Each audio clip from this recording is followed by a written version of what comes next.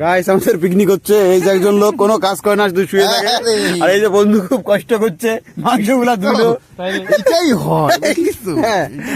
এই হচ্ছে আমাদের পিকনিক। দিনই এরকম চলতেছে। পিকনিকে এরকম একজন লোক থাকে যে কিনা কোনো কাজ করে না, শুধু শুয়ে থাকে।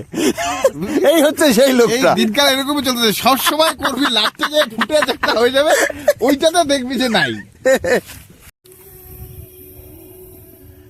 এটা আমাদের কোক। এই যারা জন এখনো শুয়েই আছে।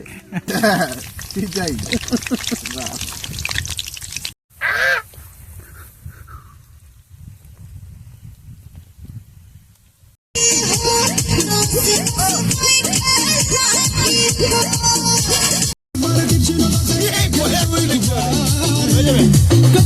মাইকেল, তুই 25 ডিসেম্বর రంగభూమికి అభివందనం.